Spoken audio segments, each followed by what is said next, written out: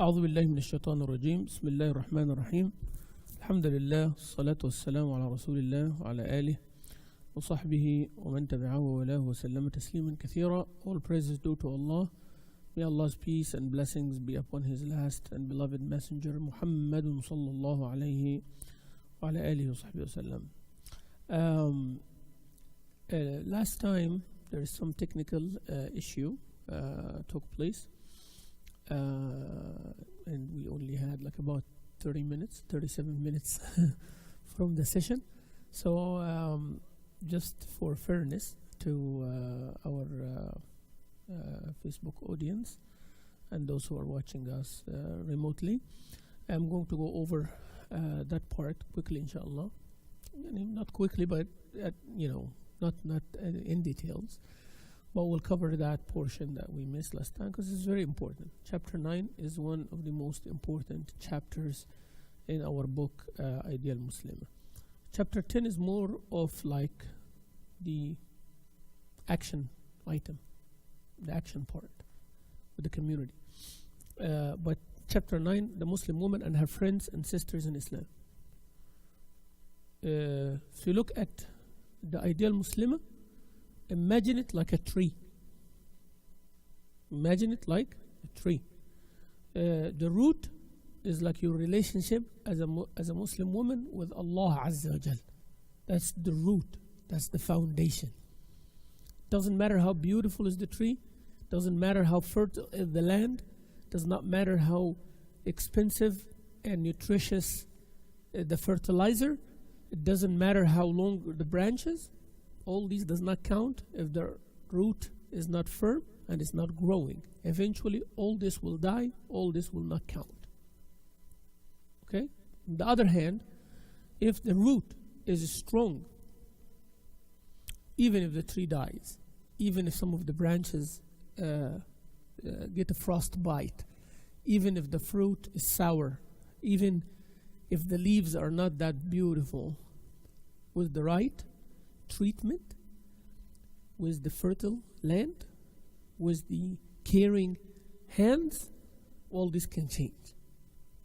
So your root is your relationship with Allah. Then your stem is your family, the stem of the tree.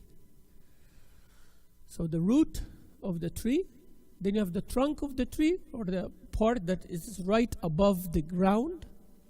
That's your like close family. That's your close family, like your parents, your children, your spouse. And then the root, the stem of the tree, the higher part. So we're gonna do it like to 5 parts. Root, that's your relationship with Allah. The trunk of the tree, or the part that right above earth, that is your close family members, like your father, your mother, your siblings, your spouse, your children. And then the part that's higher, the third part now, which is higher, between that part above the ground, like that 1/3. So you have the root, then 1/3 of the tree. This is your family members. Then the third above, before the branches and the leaves, we will call this the next level relatives, like your cousins and your the uncles and aunties and so on, right? Those are your family, but they are not mahram. They're not the closest to you. Some of them mahram, like uncles and so on. Then you have the branching off now. This is your friends and other sisters and other women that people around you. Then the fruit of that tree is the community work.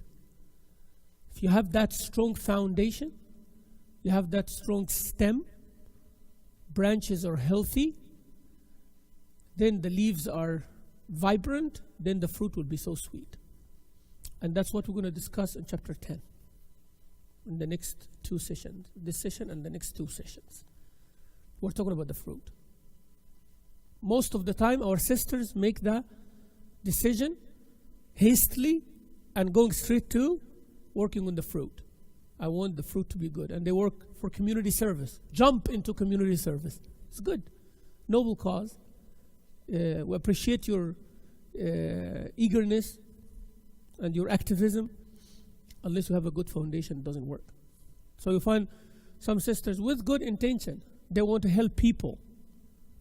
But they're not qualified. Brothers do the same, but we're talking about sisters here, right? So, as I say, and I always say, whenever I'm saying sisters do, I'm not saying that the brothers are like good. I'm not saying that. But we are talking about, this course is about women only, right? So we're not comparing anything to men now, okay? So, they're not qualified. They want to help, but they don't know how. They have the good intention, but that's not enough. Some people, they have the tools and the skill, but they don't have the good intention. Right? Some people have the good intention and the right tools, but they don't have the good foundation of doing it for Allah's sake. You see? Then they will blunder, they will do wrong more than right. Sometimes they will harm people. You know, I'll give you an example. There are some poor people in the community. And then you look at it and say, those are rich guys standing in the line, and beside them there are poor people. Why are they not taking care of them? Right? Why this guy doesn't give $1,000 to the guy beside him? It would have solved his problem. That's what you think sometimes. But you don't know that maybe him just giving without accountability or without a system will make him dependent and will never work. That becomes a liability more. Right? It's okay that he can give $1,000 here and $1,000 there. But what is that going to do to the rest of the members of the community? Actually, you think it will make them rich? Actually, it will make them more poorer. Because sometimes when a person gets a set amount without any effort, right? So they save that effort. They are not going to put that effort anywhere else. This is the welfare kind of mentality, you know? That's why sometimes rich people will talk about the welfare, all the poor people get offended. And I'm not saying that always is right. And they don't listen also to the poor people's point of view. They don't. You know, both transgressing each other. But Islam balances both. That's why in the community of Rasulullah sallallahu alaihi wasallam, they were Abdurrahman ibn Auf and Uthman ibn Affan. They are billionaires with our terms now. Actually, the richest man in the world will not do anything beside them. Because at that time, their wealth is actual gold and silver, actual pieces of gold and silver. It is not just a name in the stock market here now. You know, sometimes you say this person is worth $600 million or 2 point whatever billion dollars. Does he have that amount in his house? Does he have that amount? Like if you tell him you are $2 billion person, if I come to you, do you have a place that you have that gold reserve of $2 billion? The answer would be for sure no. At their time, it was like that. So if we say Abdurrahman ibn Auf had 1 million dinar, that means 1 million gold coins. That he has them. Like he can go sell 1, 2, 3, 4, 1 million gold coins. All right? So there were people like that. And the gold coin, you know how much is it now? Like $1,000? Like $1,000? Something like that, $1,000, the coin, the gold coin that has the Indian head in it or whatever, like about $1,000 or more. Imagine that you have 1 million of those. 1 million. Okay? And this is the thing that it is in his safe. Forget about the real estate and the livestock and the money in the market and all of that. When he dies, he left 4 wives and children. 4 wives are sharing the 1/8. They were dividing among them with shovels, you know. The gold was shovels that each one would take. So someone like that in the community of Rasulullah sallallahu alaihi wasallam, and someone like Abu Huraira beside him also, in front of the Prophet's eyes, you know. Abu Huraira is sleeping in the masjid, and sometimes he's so hungry, he wants someone to invite him for dinner, and he goes to the Prophet, and only glass of milk for is there, you know. So the Prophet did not tell Abdul Rahman, come on, give him a couple of $1 million, let him play, in the market, let him do a small business or something. He didn't say that. Because Abdul Rahman ibn Auf was stabilizing the community with whatever he does. Abu Huraira was also stabilizing the community with whatever he does. He's learning from the Prophet ﷺ. He's learning. He's recording these statements to become the knowledgeable Abu Huraira. Abdul Rahman ibn Auf did not narrate hadith like Abu Huraira. You see? And Abu Huraira did not help and support the finances of the state like Abdul Rahman ibn Auf. You get the idea now, right? So when we look, sometimes we think that we know, but we don't. Sometimes when a person gives hand out, they are spoiling the people. They are not helping them. Yeah, spoiling them, not helping them. Because it goes both ways. It's easy for me to give, but is it easy for you to take that money and work? Or you're going to want another handout and another handout, and you depend on that. So, I am getting $500 a month from the sadaqah or from the charity or from that. That's $500 a month. Let me go work to get another $500, right? So they are working and producing to get $500 only. They are not working and producing to get $1,000, so they don't get this $5 anymore. You see my idea here, right? So some sisters will jump in and will say, okay, we need to help this sister or help this brother or so and so. And they are not qualified to assess the things. They are not. The one sister have a problem. Okay, sister, what you do? This. Yeah, that's how you should talk to your husband. That's what you should need to do, and that's what you should ask, and all of that. And they end up corrupting that relationship while they're trying to help. They have good intention. They are good people. I'm not talking about bad people with bad intentions here. I'm talking about good, practicing, Allah-fearing sisters. They are. We're not talking about bad one. Bad one is not what we're talking about here. Right? But we're talking about someone who's trying to be good for Allah's sake. But they end up destroying what they're trying to build. We have a proverb in Egypt that says, you are like the bear that killed the owner. There is an owner who have a bear that he trained, that bear, teddy bear, big bear, like, to dance and do some show and then collect money from people. You know how some people bring a snake, some people bring a goat, a monkey, and they make a show on the street, so they collect money, right? In every culture they have that. So what is the story of the bear that killed its owner out of love? The bear killed the owner out of love. So that owner takes the bear, take care of it, wash it, feed it, play with it, exercise it. They have a bond. So that bear considered like a father or whatever, right? So it's like take care of, and the guy sleeps, the bear is guarding and all of that. If he is if he is cold in the winter, the bear, gives the warmth and all of that. So it's very nice.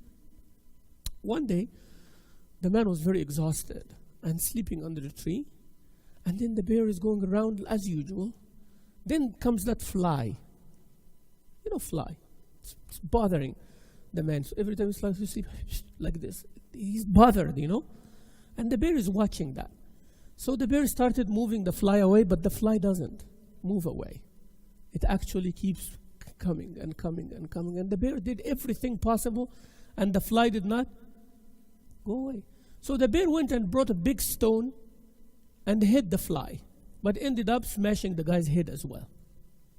You get the moral of the story here. So out of love, the bear wanted to save the owner from a fly, but ended up doing what? Killing him. Because the stone is not what is it for, and the bear does not have the mentality to do this, but had the good intention though, right? So, so that's why we tell the sisters all the time, please think then do. Don't do then think. Most of the time you do and then think later. You say, then say, oh my God, I didn't know that it's going to be like that. But it's already like that. So are you going to learn for next time? No, next week. Oh my God, I didn't know that's going to be like that. All right, it is like that now. Are you going to learn? No, next week. Oh my God, I didn't know it's going to be like that. And same thing for 20 years. Same sister. So we have to put a stop for that. if you want to be an ideal Muslimah, you have to learn how to restrain yourself while you have that itch. You have to learn. Wallah, you have to learn. Sometimes, I wanted to say something and I know there are 100 people in the masjid here, and if I say it, it will impact the right way. But I put a restraint on myself, because this is a day that one person sitting here will misunderstand what I'm saying. And he's going to go out in the parking lot and will mess up the mind of another 10 people. So 90 people will get the message, but 10 people are messed up. So I'd rather shut up and be quiet. I'm sorry. I'd rather be quiet than benefiting 90 people, because 10 people in the community will have the fitna. I'll choose the right time when that guy is not there. Even when there's 50 people only. You see the idea here? So there are 50 people here. I'd rather give them the message pure and lean and clean, no fat in it. But there are 100 people, so now I'm more exposed. But there is 1 or 2 guys there, they're going to mess up 10, 15. So which one should I do? Give the message benefit 90 and mess up 10, or benefit 50 clean? This is how we think. I hope you got the idea here, right? So sometimes sisters want to help, but that's not how it looks. They want to counsel somebody, but they don't know. They'll give the religious advice, but they didn't ask. Okay? Another point. People looking at you as someone pious does not make you pious. People looking at you as someone knowledgeable does not make you knowledgeable. People looking at you as someone fit does not make you fit. What do I mean by that? Piety, knowledge, and fitness, they have standards agreed upon by the people of profession. I'll repeat that again. People looking at me as pious does not automatically make me pious. So I should not be full of it, People are looking pious, then I should act like piety, which I don't know what piety means. People look at me, oh, you are knowledgeable, give me that answer. And every time people are so knowledgeable. Now I'm feeling it. I'm the most knowledgeable person in Champion here, so I'm going to act with it without knowing what knowledge means. Fitness. Oh, everybody's looking, oh, you are fit, you are strong, you lost lots of weight, But I'm not seeing, because everybody's fat. Everybody's not fit. They're seeing me as fit. But me, among fit people, I'm no good. You get the idea, right? Me, among knowledgeable people, I'm no good. Me, among pious people, I'm nobody. I'm the most corrupted, right? So there are standards for each one of those by the professionals. So you see Mamdouh in front of you, oh, he's a very knowledgeable person. Always go check the standards of knowledge. There are knowledgeable people, unbiased. You look at them, unbiased. But I am the one who you are exposed to. So don't take me for granted. I'm telling you now, and I'm telling everybody, don't take me for granted. I might disappoint you. Okay? I might disappoint you, actually. And that's what happens. When we put people on a pedestal, once they make a mistake, they're gone. Right? Don't take me for granted. I might disappoint you. Another sheikh might come and prove to you that my knowledge is nothing. Because he will show you what true knowledge is. And I am sure many of the guests who come here, they are like that. And that, alhamdulillah, I embrace. I'm good with myself with that. Because I know, but that's why I'm warning you. I know about myself. Like one of the great-grandchildren of Rasulullah sallallahu alayhi wa sallam, I think Zayn al-Abidin ibn Ali, one time a person kept insulting him, trying to push him to the limit, You are saying that you are the grandson of Rasulullah, let's see how patient you are, right? Insulting him. He told him, listen, say whatever you want before we enter the village, the town. Because if we enter the town, I'm okay with what you're saying. But when you enter the town, there are people who will not allow you to do that. And I don't want you to get hurt. Because if we get to the town and you continue insulting me like this, you're going to get hurt for sure. But I don't want to hurt you. You know why? I told him why. He said, because I know about myself way more than what you are accusing me. Okay? I know that I'm worse than that. Between me and myself, I would say more about myself. I'm nobody. But people don't see me like this. And they will not allow you to do it. You get the point. So sisters, don't take people for granted because of their knowledge or because of their health or because of this. There are standards. Allah Azza wa Jal told us what knowledge is. If someone teaching you and you find that knowledge gets you closer to Allah, that's knowledge. Okay? If you find someone is always telling you what is right and what is wrong, and you feel angry at times and you feel good at times, that is knowledge. When you find that you are getting better in the way you treat others, in the way you deal with Allah, in the way you do salah, in the way you do zakah, in the way you do dhikr, you find that I am better now than 10 years ago because I'm attending that lecture, that's knowledge. Those are standards. It's not you like me or you don't like me. Don't take me for granted, right? Listen to the message. Listen to the message. I tell you, قال الله قال رسوله. Allah said, His messenger said. Now check that with the standards. Go ask other scholars. Go learn what knowledge means. Register for a class. Go study a course. Course seeking knowledge. There is a course called Seeking Knowledge. The etiquettes of seeking knowledge. Alright? We're going to explain that book here, inshallah. A book called Etiquettes of Seeking Knowledge. We're going to do that. Maybe this is our next project after this one. Etiquettes of Seeking Knowledge. Learn that. Memorize it. Know how you can be a student of knowledge. Then you will know where knowledge is. Why I'm so enthusiastic about this? Because we want the ideal Muslim. We really want you, the ideal Muslim, who is fair-minded, who can evaluate things, who are unbiased, who goes against her female instinct of being emotionally driven, right? I want the ideal Muslim who has that, but knows how to channel it, right? How to channel it. Sayyidah Aisha radiallahu anha was emotionally female, right? But she knew how to channel that, how to stop, how to go, how to move, how to teach, how to answer. That's why she's al-Mu'mineen who carried the Sharia to men, okay? To men. They find the wisdom in her to go and teach her, learn from everything. One asked the nephew of Aisha, radiallahu anha, Urwa ibn Zubayr, someone asked him, did Aisha know medicine? He said, yeah. There is nothing that she did not know. There is no branch of knowledge except she have abundant knowledge in. Where did this abundant knowledge come from? If she is going to act like any other woman, you know, emotional and hormonal and and all of this kind of thing, this emotional roller coaster, you know, if she acts like that, if she did not know how to channel it, how to control it, she wouldn't be whoever she is. And she was not the only one. She was a role model for thousands and thousands and thousands of women until our time now, who mastered things and who did what thousands of men, millions of men did not do. But they know how to channel it. It's like a man who know how to bring emotion in his reasoning as well, to understand the other people. It's rare, but there are people who can do that, who can also reason with emotion, with love, with mercy. Not everybody. I'm not one of those, I admit, you know, but not everybody can do that.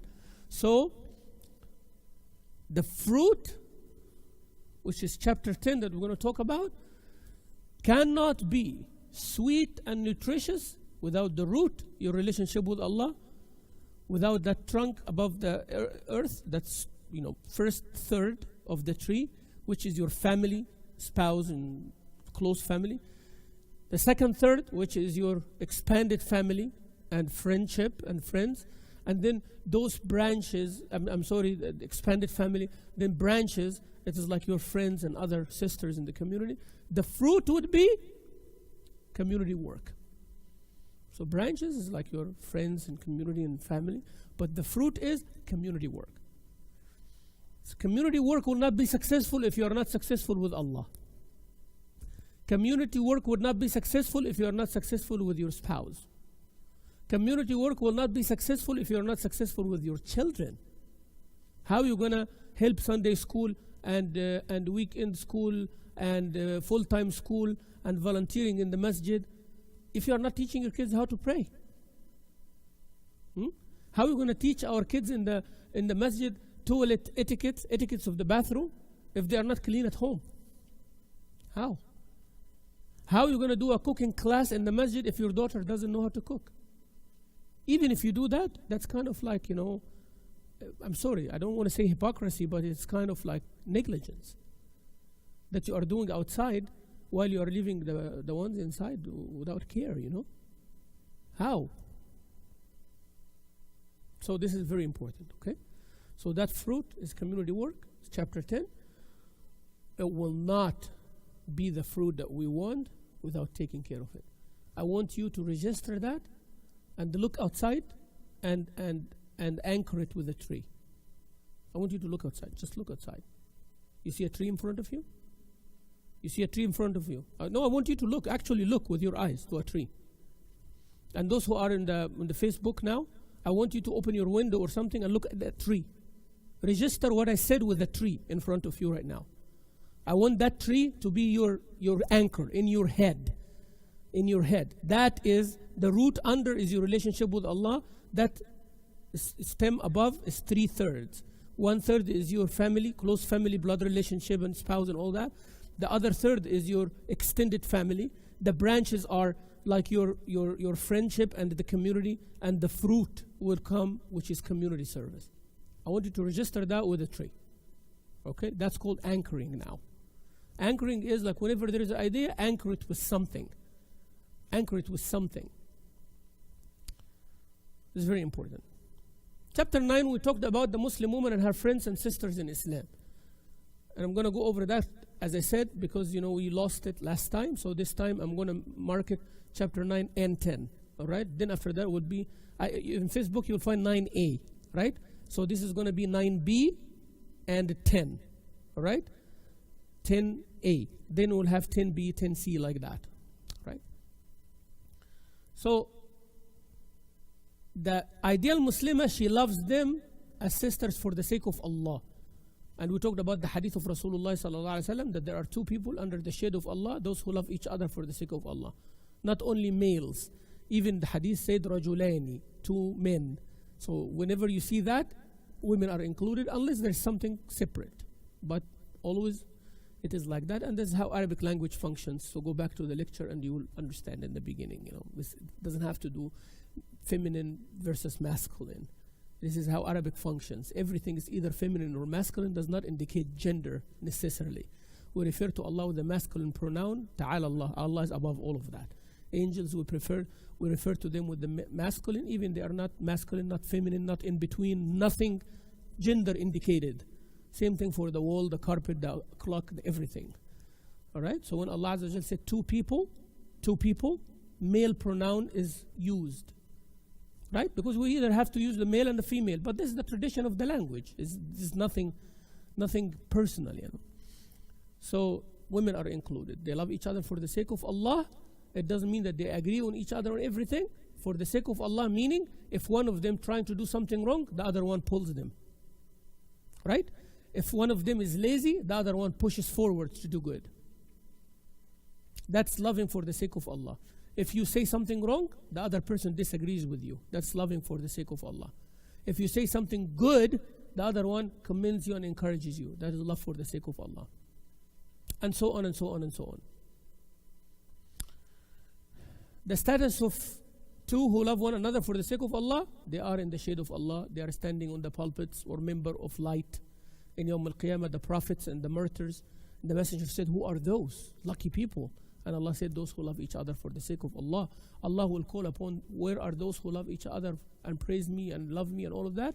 Today, I'm going to give them the highest degree in Jannah. So, love each other for the sake of Allah.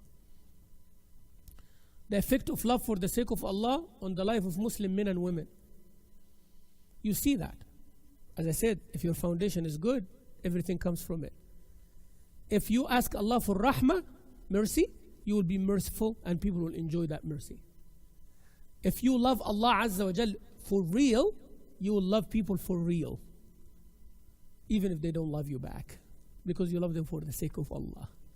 Allah will give you more contentment than the love that you are begging them for. Love, care, all of those you're doing it for the sake of Allah. Then Allah Azza wa Jal will soften the heart of the people. Or not. But you are doing it for Allah's sake. The Prophet ﷺ loved everyone to come to Islam. Even Allah said, you are killing yourself out of sorrow for them. See the love? Even to the people who disagreed with him. Sallallahu alayhi wasallam. Allah said, take it easy.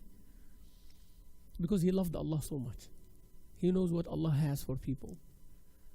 He didn't want anybody to. When you love someone, when you enjoy something, even they are thousands of miles away, you want them to be with you. Correct? Yeah? So if you truly love someone, you want them to share every single minute with you. And that's understood. But you also give them excuse. Right? So whenever you are going to go for an ice cream, you say, oh, I wish, that person is with me now. I wish my kids are with me now. When you're having a good meal, oh, man, I wish I'm with my family. Or when I'm traveling somewhere and people take me to a wonderful, amazing place, natural. I said, man, what if my family with me right now, Because you love them. That's true love. You wish that they are sharing your life with you. Right? So this is actually true love. How you act upon it, that's another story, how you act upon it. Ask Allah Azza wa Jal to make them reciprocate and love you the same way you love them. She does not forsake or abandon her sister. Rasul sallallahu alayhi wa sallam said that the Muslim is the brother, and again, brother, sister, for the Muslim, for the other Muslim. They don't give them away. They don't forsake them. They don't give up on them. Always, don't help anybody against your sister, and so on. So this is very important. For the sake of Allah again, if she did wrong, then you have to be the first one to correct that. As much as you can contain, You don't go to the bigger circle while you can solve it with the smaller circle. Between you and her, then solve it. If it becomes so hard and the mistake has to be fixed, then you have to involve someone, and then someone, and you go to the bigger circle, right, of help. But it's not like, you disagree with a sister, the whole community knows now about that disagreement, and each one is trying to bash and bring down the other one. And then later they make up and they become good again, but damage is done. You don't do that. You don't do it that way. She's tolerant and forgiving towards them. That's what I'm talking about. Becoming tolerant. Even if they are sometimes tough. You become tolerant. She meets them with a smiling face. And we talked about that. Smile at your sisters only. Don't smile at brothers. Oh yeah. Yeah. Read the book. Brothers, they will go around and their sisters, hi, how are you doing, sisters? Everything is okay? No, that's not a charity smile here, right? Everybody, they have their culture, they have their background, they have their upbringing, they have their assumptions, right? And yeah, maybe when there is a longer relationship, a student-teacher relationship or anything, then there is a context to interpret things. There is a context. I'm sitting here now and I'm smiling. I'm not smiling to you, right? Just smiling. I'm giving the lecture. That's the expressions that come when I'm teaching. All right? But if I'm talking to you, I'm not going to be like that. If you're asking me a question, I'm going to put my head down. So this is the way we treat each other, with respect. But sisters with sisters, yeah, give a smile. Subhanallah. You enter a room, for me, there are lots of brothers there, and they are serious and all of that. And they ask you, and they are tense. Once you smile, everybody drop their guard down. Try it. Everybody drop their guard down, because they're not expecting you to be smiling. So sometimes I'm entering the store to get some grocery or anything. After Jum'ah, now the Sheikh is entering, Assalamu alaikum, Sheikh. Oh, alaikum assalam. How are you doing, man? What's going on? Oh, everybody relax now. Oh, he's a human like us. He's good. That's what Rasulullah used to do, sallallahu alayhi wa sallam. When the woman came to his house and she was shaking, she was shaking. She did not find anybody like guard or anything like that. She was shaking because she made a mistake before. She kind of talked harshly to Rasulullah sallallahu alayhi wa sallam, did not know who is he. She was in a grave of her son or somebody died recently, and she was crying and weeping loud. Rasulullah said, "O servant of Allah, O slave of Allah, fear Allah, have taqwa, and be patient." She said, go away from me. You don't know what I'm going through. Isn't that what every woman say? Isn't that what every woman say? Whenever you are advised. Every woman say that. You don't have my pain. You don't know what I'm talking about. You don't know what I'm going through. Get away. You know? Same thing. Woman did to better than me and you. Did to who? To Rasulullah. And what Rasulullah did? He just walked away. All right. He walked away. No more, you know. We can't resist. Sometimes you have to argue and you have to do. He moved away. And then he said, who is this? This is the messenger. Sallallahu alayhi wa sallam. And she started shivering. She goes, he said, don't worry. I'm a human being. My mother used to eat like beef jerky. You know beef jerky, like dry meat? There was like a second-hand thing, because when you eat juicy, barbecued meat, means you're... But when the meat is dried and you eat it later, that means you're poor. Okay, so he said, I am a son of a woman who used to eat dry meat. Don't worry. You're fine. Then he told her, true patience is when the calamity hits. At that time is patience. Later is natural patience. You don't have an option, right? You don't have any options. After a few days, khalas, reality hits. That person is gone. What am I going to do? I'm hungry now. I need to eat. I'm sleepy. I need to sleep. I need to go out. I need to work. I need to take a shower. Reality hits. Then you're going to be patient anyways, right? But that's not what true patience is. True patience is when everybody's reacting in a negative way, but you don't. When everybody's ignorant, but you are knowledgeable. When everybody's going left, but you are going right. When everybody's sister's going with their emotions and blah, blah, blah, backbiting and talking, and you are like keeping your tongue in your mouth. That is the true believer, ideal Muslimah. When everybody's going negative, but you are going positive. You are not. Ideal Muslimah is not the sister. Whenever she is shown her mistake, she says, but everybody's doing it. That's not the ideal Muslimah. The ideal Muslimah is not the one who says, but I've been doing this all my life. That's not the ideal Muslimah. The ideal Muslimah is not the one who said, and you also used to do this. Is not the ideal Muslimah. Wrong is wrong. Don't justify wrong by somebody else wrong. Two wrongs don't make one right. Okay? Well, I used to do the same 20 years ago, but now I don't. And you are doing it now. Do you want to do it for another 20 years? Then you come and say, like you did it 20 years ago, and I'm doing it now, and then I'll quit later. Don't do that. Don't do that. It doesn't matter what I used to do, what I used to be. It doesn't matter if I'm doing it now. Haqq is haqq. I'll be a hypocrite if I'm doing it and I'm telling you not to do it. Yet, if you are advised, you should do it. So at least one of us is good.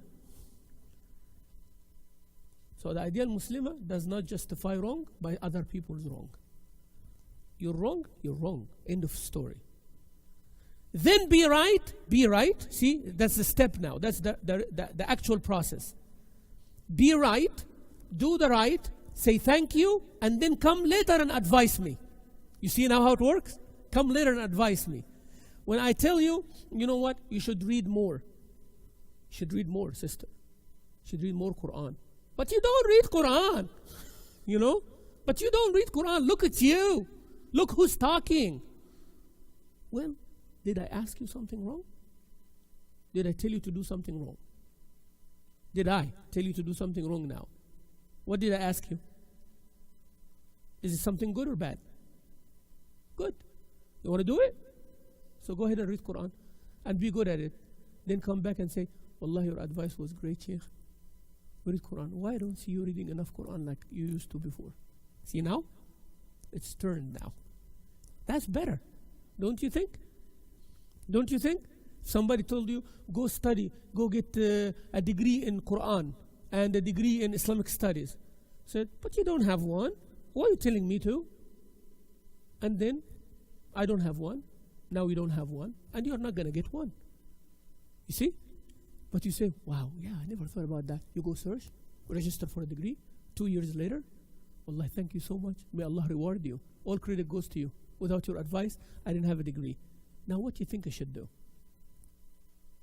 I really want someone to do this. I do. Wallah, I really want someone to do that.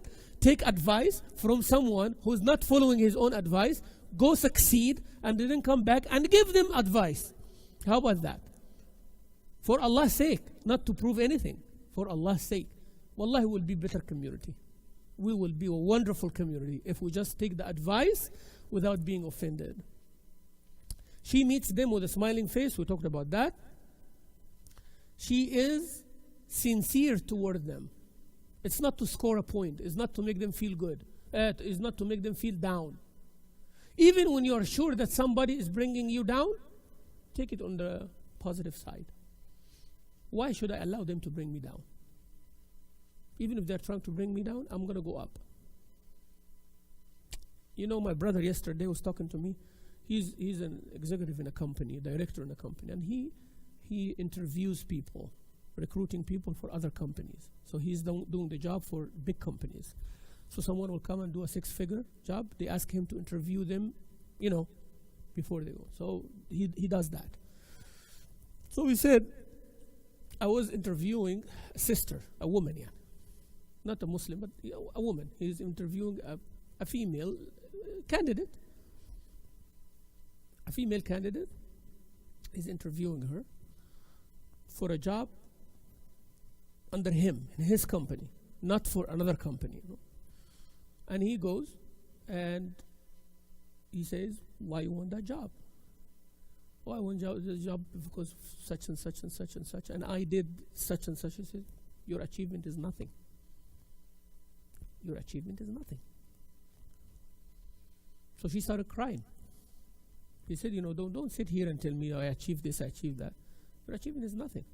You did not achieve financial stability. You did not achieve anything. So give me a reason that you want to have this job and you're the best for it. Interviews sometimes is grueling, you know. It's hard. It guts your identity. It guts your dignity out, you know. You have to really... He said, I was looking for somebody pushing back. You know, somebody have to push back. Then I'll hire them like that. But if someone accepts it, no good. You know, accept to be down. You understand? So sometimes the person or the teacher is pushing you to see what you are made of. You're no good. You need to be better than that. I can do better. That's what they do in the army, right? They pushing. So you bring the best out of it or you quit. If you are a quitter, you're no good for war. You know, I don't want you. Just go do something else. Right? But I want someone, whenever I criticize them, they prove me wrong. I want someone like that. But I know it is a psychologically not clean, but that's what happens in our time. So she started crying. He said, listen, you just proved my point. He said, you proved my point even more. You're not worthy of this job. I don't want someone every time I criticize cry. You're not made for this. Well, then, just to be fair with you, I'm going to step outside. You have 2 minutes. I come back. Either I find you still crying, so just take your stuff and leave. Or I find you that you wiped your tears and you really have a reason to work for me. If you're still here, but I'm going to go get something 2 minutes. So you go get the coffee and he comes back and she's still sitting there. Right? He said, okay, I see that you're still sitting there and you're not crying. So what's your reason? She said, I want that job to make sure that whatever you do, you're not going to make me cry again. I want that job to prove to you that you are wrong and you will never succeed to make me cry again. He said, you're hired. You're hired because I want someone like that. You get the idea, sisters, right? So if your husband is criticizing you or your teacher is criticizing you, bring the best out of you. Why are you taking it like, oh, they're telling me you're no good. Well, I'm no good. Oh, I am like that. Oh, you look, no, I'm like that. Why are you accepting it? Push back in a good way. Push back in a good way, not like that. All right? Not like that. Why you have to accept the criticism and bring yourself down? Go up. Go up even more, right? Prove yourself. Prove yourself. You can talk whatever you like about equality. But then you cry. He said, I interviewed many men. None of them cried. I interviewed 5, 6 men. You're the only one who cried. Why you want an equal job to them, but you still want to cry? They don't cry. They take it like a champ, right? Yes, sir.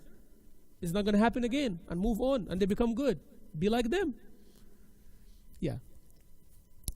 So, sincerity is hard sometimes and tough. And you, ideal Muslimah, sitting in this class, you are expected to be a leader, sisters. I'm not expecting you after this class that you're going to go and just become a normal mother, a normal sister, another person in the community, and that was another course. I'll be very disappointed. I'm sorry. I will not allow you to do that sitting in front of me right here. I will not allow you to do that. I'm going to push you, and I'm going to push you hard. And I know you by name. Okay? Some of you are my students for years. So this is a make it or break it kind of course. And I'm going to be very, very hard on you. And in a good way. In a good way. This cannot continue like this. Just reception. I'm speaking and speaking and speaking, and you're listening and listening and listening, and nothing comes out of it. We are not going to allow this to happen anymore. So our brains are together starting today to find out what would be our project in 3 weeks from now. Okay? Yes, you're going to be involved in things together or individually, but you are going to be different. And you have it in you. For you being in this class, you have it in you. You made the cut. I'm sorry, sisters who are watching us on Facebook. We started this class with 30 sisters upstairs. You remember that? And we have only 10 or so now. And that's good. That's how it's going to be. And please, no offense. You still have a chance. If you were here and you did not come for whatever reason, I'm not going to judge you. But everyone who wants to be a leader finds reasons to be a leader.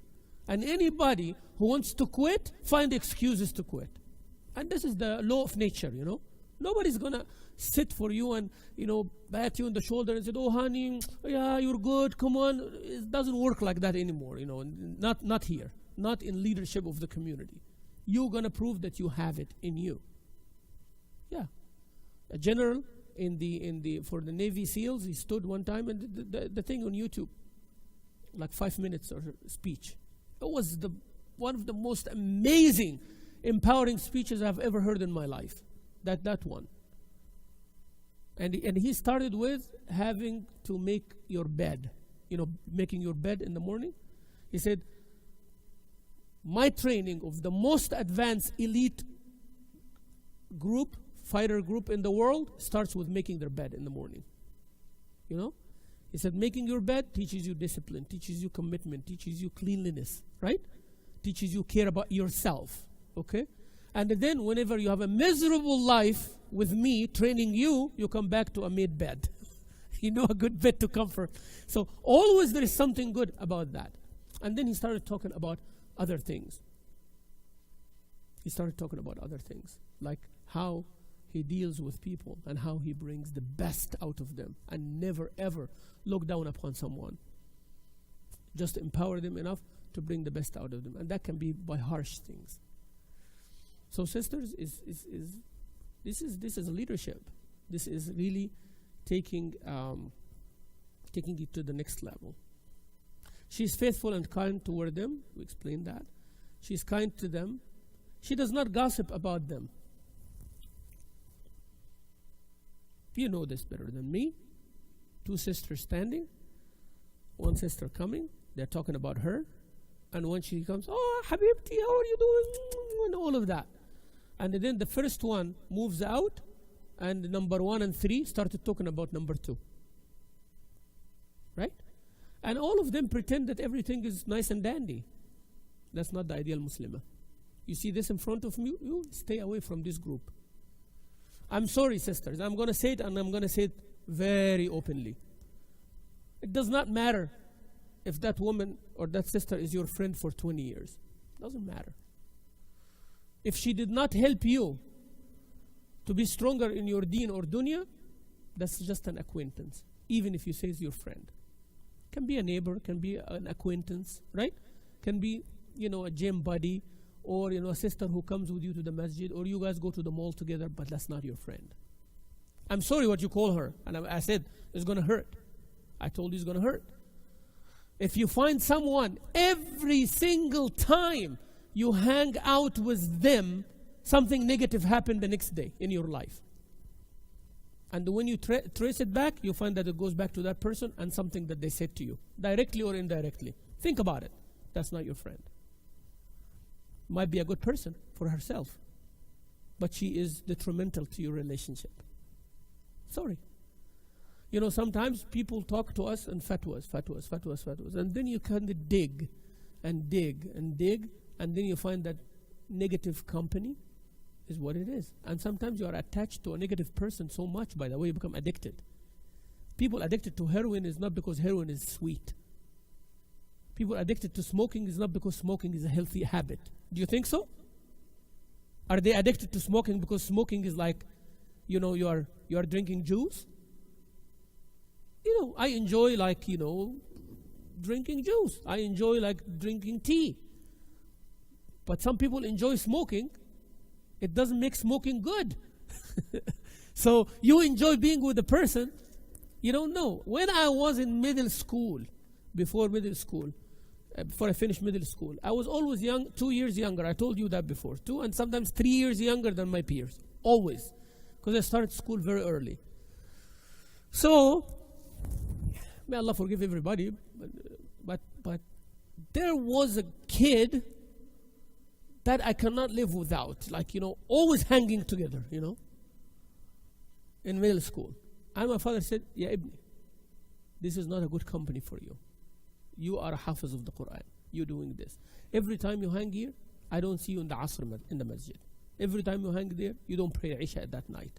You become like exhausted. Every time you hang there always negative thing comes, you know. I know you love your friend. I know you do, but that is not good. And I did not get it. Right? And you know how the punishment over there. I'm not going to go in details for that one, right? And I get punished, but I still insist. To a point that me and my dad, we came to a breaking point, you know. Breaking point that I wanted to run away or something like that. You know, just to that point, you cannot force me and I'm going to run away if you... Whatever happened. So my father just let it happen and act with wisdom. And I had to find it for myself. Right? When you finish middle school, you have to have a certain score to make the cut to high school. In our countries like that. If you fail in more than one subject, then you have to repeat the year, right? You have to repeat the year. So there are 10 courses or 10 subjects. If you fail in 3, you have to repeat the whole year with those 3 subjects. You cannot just go to high school and carry the subjects with you. You can't do that in Egypt. So we hang around, and my father said, this is high school. This is high school you're going to go to. If you fail, you're going to have a problem, right? Okay, I'll study. I'll do my best, but this is my friend. I cannot give up my friend. You know how stubborn teenagers, you know, at that time. Okay. Then I go and study. And I started noticing that my friend is not studying. You know, I was blinded, right? But now, when my dad took a back seat, I started seeing things. Right? I started seeing things. So, my friend is not studying. And every time I go, let's study. No, come on, man, let's play. Let's watch TV. Let's do this. Let's do that, right? And his family don't care. So, I said, okay, I'll study, then I go play. All right? But then didn't work either. You know why? Because he wants to play on his schedule, not on mine. Right? So I said, you know, I'm going to play. But he's not studying anyways. I have time to study. My siblings, my father is there to review for us, and my father does not talk about my friends anymore, right? Khalas, that's it. As long as you are studying on a schedule set, you're fine. Okay? So I study, we'll study this, study that. My siblings are sitting, each one on the table, and we're studying. But my friends wants to play. I say, I'm sorry, I made a deal with my dad. And then when I go to play, I say, no, I'm sorry, I don't have time, I played already. Then I started seeing it, but you know, not really. Until the exam time came, he failed and I passed. Then we split. Now I'm looking at it. Where I am and where is he? I'm not putting anybody down. This is the qadr of Allah Azza wa Jal. But always you are what you invest. Okay? You can say, I want, my dreams are da da da da da da da. And the 10 years, you find yourself standing same place. Because the addiction of those who are around you. Surround you with those who will push you to achieve your goal. You want to do tahajjud, you are not going to gain that by going to the mall every weekend and going around. You're going to be around people who read Quran, who do dhikr, who go to the masjid frequently. You will be able to do tahajjud. You get it? You cannot have a PhD while you are with people who are high school dropouts. With no offense to high school dropouts. Right? I'm not putting them down. I'm saying, what do you want to be? You cannot be a good basketball player or a good person who does something nice while you are not hanging with people who do that. If I want to play soccer, I hang with people who play soccer. I'm not going to hang with people who swim. You know, they want me to jump in the pool. I want to know how to kick and score a goal. I have to be with people who are like that. You cannot be fit while with people who, oh, today is biryani, and tomorrow is kurma, and after tomorrow is this. You know, I'm not going to be fit with people like this. I'm going to be fit with people who say, you know what? Grocery shopping. This is your list. Avoid this and avoid that. Those are the people I want to be around if I want to be fit. You want to be an ideal Muslimah? You should be around and surrounding yourself at all times with people who are going to make you an ideal Muslimah. Those who are less, yeah, you hang out with them for a certain reason, for a certain time, but not all the time, even if they are your friends for 20 years. I'm sorry, it hurts, I know, but that's the truth. Even if a family member has a negative impact on you, keep it to the minimum, sisters. I'm giving you fatwa. Even a family member pulling you down and giving you negativity all the time, and you tried your best to change them, but they're not changing, keep it to the minimum. Keep it to the minimum. You are not deserting them, but keep it to the minimum. It's like somebody, you know that they argue so much. I'm not going to give them an extensive answer. Because every time they are going to argue, right? If I know that they are going to straighten themselves, I'll continue the argument. If I have hope in them, I'll continue the argument. If I love them, I'll continue the argument, because there is a reason for it. But if not, someone comes and says, but this, but that. Other scholar said this. I'll just give them a straightforward answer and say, Assalamu alaikum. Go. I learned this the hard way. I learned this the hard way. When I went to Minnesota to learn from my Sheikh, Hafizahullah, Sheikh Walid Idris, maybe he's going to hear this, or one of the students is going to cut it and send it to him. You know, when I went there in 2004, I'm just a beginner student of knowledge and lots of ignorance and lots of arrogance too. I'm admitting, you know, lots of ignorance, and ignorance comes with arrogance, you know, together. A package. Because the more you learn, the more humble you become, right? But you learn it the hard way sometimes when you get hit on your head few times. Yeah, some people don't learn except like that. I was one of those. So anyways, I go there, and then I ask the Sheikh a question. And he answers. And his answer is so beautiful that because I'm a student of knowledge and I'm going to learn from him, he gives me basically everything, right? He gives me basically everything.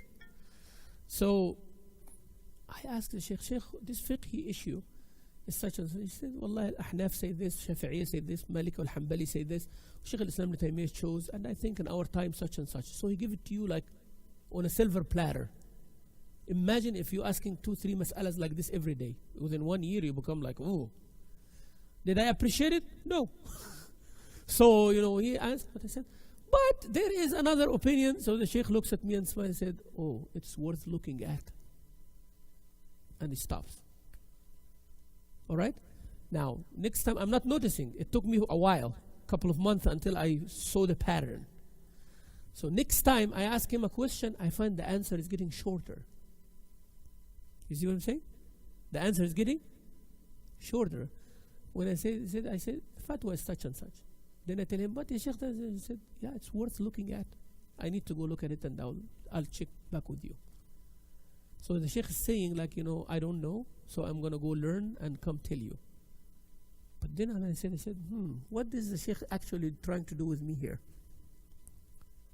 He's trying to tell me it's either you are a peer to me, or you are a teacher, You're teaching me something, or you're a student. If you are a student, you ask and you listen to the answer. Don't argue. Right? You know something, but he knows a lot. Okay? So why you are arguing with me? To prove what? And it makes sense, right? Then I learned I had to apologize. I didn't mean it. Now I learned the lesson. So he goes back again for the next few years. That's how it went. Now you know. Sometimes you argue, you are not going to get any answer. Because you argue, that means, oh, I know more. Why you ask me then? Why you ask me? Right? If you want to learn, said, I want to learn. And you have to prove to me that you want to learn. Your actions has to show me that you want to learn. Once I figure that out, and I know how to figure that out, by the way. Etiquettes of seeking knowledge. Go study it. Right? And the shuyukh teaches you that. And you learn it over time, the pattern. You can see it in the eye when somebody's asking you. Is he trying to show off? Is he trying to challenge? Is he trying to prove you wrong? Or he's trying to learn? Yeah, you get it. To the level that Allah give you that ability to feel it. Gut feeling. Gut feeling. When somebody raises the hand, you know the troublemakers. You will know them first time you see them. So be careful, huh? Sisters, be careful what you are asking and who's speaking to you, and be sincere and don't challenge. She avoids arguing with them, making hurtful jokes and breaking promises. Hurtful jokes. Sometimes the jokes are hurtful. And here I want to emphasize on the cultural gap. Cross-culture studies is one of the most important tools, I believe, for our leaders. Cross-culture studies. If you go to any college of humanities, there is a department which is cross-culture studies. It teaches you how other people understand things. You can do this, it means something good, and it means something bad in another culture. The middle finger, it's bad. Flipping the middle finger is bad in certain cultures, while it is not in other cultures. You'll find a person having middle finger and he's teaching the students something on the board. He's like, okay. Some people, if they put the middle finger this way, it's different from this way. So it's different. Some people, the pinky finger is something, and while there's other, you have to be aware of that. Nobody can change what they are, but we have to reach to each other. So sometimes you make a joke and you say, yeah, in America it's okay. Well, but in the Middle East it's not. I make a joke in Middle East, but in America it's not okay. Right? People here are sensitive to certain things that we don't even care. And over there we are sensitive to certain things. Over here, come on, man, this is a joke, So be careful when you're doing that. So cross-culture studies. And the Prophet ﷺ was aware of that.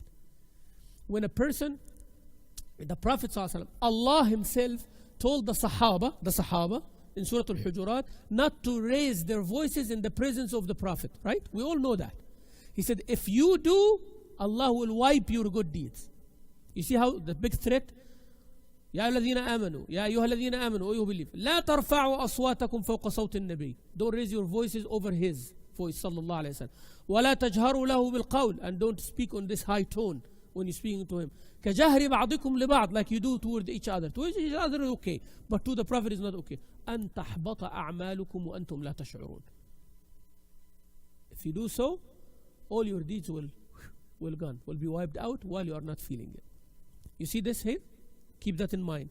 Now, Rasulullah sallallahu alayhi wa sallam is traveling in one of the expedition, and one of the Bedouins coming behind, and he calls upon the Prophet with a very loud voice and with no etiquette, without saying, "O Messenger of Allah," said, "Ya Muhammad," like this, So all the Sahabas like, what? Rasulullah said, "Yes, here I am." He replied back with the same نحوا من صوته. He replied in the same accent, in the same pitch, high pitch, same way. Here's okay, but with my Sahaba is not okay. All right? With his companions, sometimes he's hard on them. But with a Bedouin comes and talk harsh, urinate in the masjid, he's all right. But cannot be accepted from one Sahabi to make a mistake. That's why Anas ibn Malik said, we never ask the Prophet ﷺ initiate a question, We never initiate a question because we are afraid that Allah will make it hard for us. The Prophet warned them actually. He said, whatever I teach you, take it as much as you can. Don't argue too much because Allah will make it hard for you, right? While the Sharia is going. Yeah.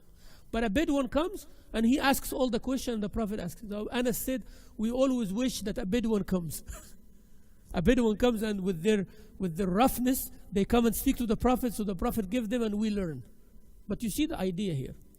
What is expected from you is different from what is expected from those who are less than you, or those who are more than you, or those who are parallel to you but they don't attend this class. So if you do something, I tell you, sister, didn't we study this? Why you are doing this? I'm disappointed. I can tell you that because I know how you're going to understand it, right? But I cannot. Another sister walks in and she does the same mistake. I said, sister, it's not like that, and I'm nice. And I want you to learn that technique, Why? It's not hypocrisy. It is not double standard. If you think like that, you are not a student of knowledge then. This person is a beginner. This person doesn't know. So you got to be like taking it easy. But when you are up there, I'm going to criticize you. And I'm going to push you. Why you are doing this? Better than that. Come on. And if you cry, you don't belong to the leadership. Sorry. All right? So this is how it is. She avoids arguing with them. We said that. Making hurtful jokes. You don't make hurtful jokes. And breaking promises. Always keep your promises. She is generous and honors her sisters. Generous but not showing off. The line between extravagance and generosity is very thin. And the line between being frugal and reserve and being miser is very thin also. Someone miser and someone who is like good on budget and everything, it's a very thin line. People will mistake you for being miser while you are being like, on budget. It's a good thing to be on budget according to your means. Don't live beyond your means. Also being generous and being like, haphazard, like foolish spending is a thin line as well. So it's very, very important that you keep the balance. You are generous with your sister, but don't take it to the show-off arena. Because I know sisters, sometimes they do that. They want to appear that, I have more than you. You talk at Starbucks, I'm going to take you to like, $20 coffee place. Come on, no, you don't need to do that. All right? So it's very important. Materialistic life is not how you show generosity. Generosity is a behavior. Generosity is a principle. Generosity is a conviction. Generosity is an attribute. It's part of your character. You're generous. If you don't have money, you're still generous with your knowledge, with your advice, with your smile to your sisters. So this is very important. She prays for her sisters in their absence. Yeah? Your true friend is the one who prays for you and you pray for her. Is the one that you remember at the time of hardship. That's your true friend. Right? So you pray for each other. We talked last time about many things. That when you are dealing with others, you have to decide what degree you have to deal with. The way you deal with your father is different from the way you deal with your husband. Your husband is not your father, and your father is not your husband. Your son is not your brother, and your brother is not your son. Your uncle is not your father, and is not your husband. You see? So you have to know what you're doing. So you're talking to your husband and said, you know what, I used to say that to my father and he's okay. No, but it's not okay with your husband, and vice versa. You don't go talk to your father like that. There has to be a distance. It doesn't matter how close to your dad, how pampering your dad, gives you, how much pampering does he do, how close you are to your dad. He's your dad. There are certain limits cannot be transgressed. Husband, he's the most intimate person on the face of earth with you. But there are things that you cannot say. husband also, there are things you cannot talk to your wife about. And she has no right to push for it. And I have no right to push for it. You're not my slave. And I'm not yours either. Right? You are not like a toy or a possession that I control. And I'm not either. There is things that Allah Azza wa Jalla give you the right to do, and there are things Allah didn't. So you have to abide by that. And don't look, say, oh, you have more privileges than me. It doesn't work like that. It doesn't work like that. As I was saying, a woman giving birth. A woman giving birth. What does her husband do at that time? Tell me, what does he do? I'm not saying that he will stand with her or not. I'm not talking about that. What is the value? Like, how much help does he give? Zero. How much help, Zero. Does he help her? Like, she's going to push better if he's there or not? Like, is the birth going to come easier or something like that? No. So I'm saying, like, sometimes there are things that your husband is of no help to you. Yeah, he's there just to give you some moral support. But if he's not there, you're still going to deliver the baby, no matter what. The baby's going to come out. If it's painful, it's going to be painful. If it is easy, it's going to be easy, whether he's there or not. So he's there, okay, it makes you feel better, it's all right. But he does not help. There is no physical help that he gives you. And at certain times, you are the same. There are certain decisions, certain things that your husband would do, and you have no value in there. I'm not saying it in a wrong way, wallahi. Like, you have no additional thing that you do. Don't feel bad about it, but that's how life is. As I said, man is not the position of the wife, and the wife is not the position of a man. Easy? Nobody forces you to be the wife of that man, and nobody forces him to be your husband. Easy? Very simple. You understand that, everything is going to be cool, right? But because we don't understand that, everything is not cool. And it's easy said, but if I tell you cannot do such and such and such and such, it's not because you are my position, because Allah gave me that ability to tell you such and such and such. That's it. If I am telling you something that Allah did not allow me to, raise your hand, say veto, you cannot do that. Said, okay, سمعنا وأطعنا غفرانك ربنا وإليك المصير. If it is within that, I'm sorry. It happens that every time you do, like a teenage class one time, in one session, I said the word haram like 50 times. In Masjid al-Ansar, Sister Ian, if you remember, when the kids were, mashallah, now they graduated, when they were teenagers, remember, back in 2009, and they're sitting, and 15, 16 kids, all of them, they are like 16, 17, 14, like that. And that was a Q&A session. So every month, one Q&A session, open discussion, right? So they keep asking me, and I said, haram, haram, and haram. So it's kind of like, I myself started feeling uncomfortable, Come on, ask me some other questions, for God's sake. Why all your questions are haram questions? Then they said, man, this religion is so hard. Everything is haram. That's what I was afraid of. Was their statement wrong? Tell me, was their statement wrong or right? It depends. Everything you asked me about, it turns to be what? Haram. But not everything in Islam is haram. Everything you want and you ask me about is haram. It does not make me a bad person. Everything haram, Sheikh Mamdouh, give fatwas, haram fatwas. Because you are asking haram questions. So that does not change anything. You are asking me, can I drink this? Can I smoke marijuana? No, haram. Can I do this? Haram. Haram. Can I have a girlfriend? Haram. Okay, how about me having a boyfriend? Haram. But nobody asked me about marriage. Nobody ever asked me about high pulp orange juice. Nobody asked me about apple cider juice. Nobody asked me about banana shake. Nobody asked me about smoothie. Nobody asked me about that. I would have told you halal, halal, halal, halal, halal all day long, And actually the halal is more than haram, million times. You agree or not? For every one haram drink, you have 1,000 halal drink. Yes? Yeah. Say wine, one word wine. But then in front of it, you can bring 1,000 halal drinks. Right? You say beer, you can bring another 1,000 halal drinks in every culture. in all cultures together. But nobody's asking about the 1,000. Everybody's keep asking me about what? The one thing.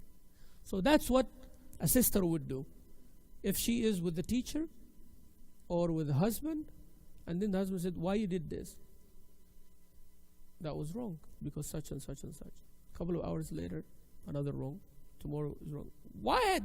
Everything is wrong? No, not everything is wrong. So far, I'm just picking the wrong things. So, let's get over it and don't do it again.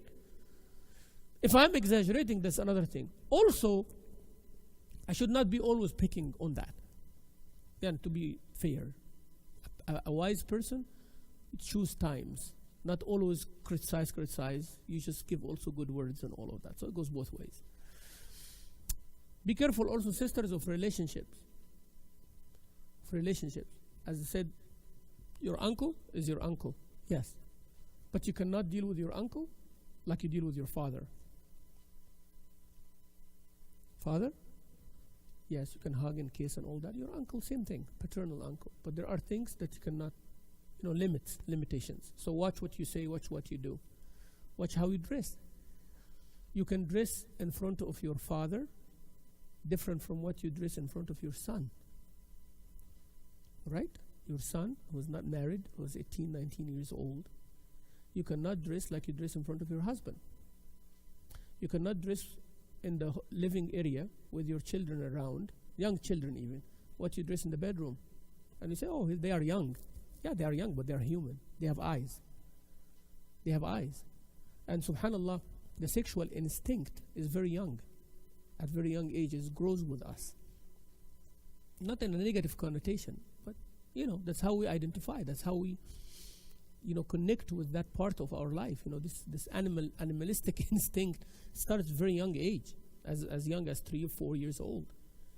So if a mother is like not careful, it's detrimental for the kid's future with women, especially if he's a male, right?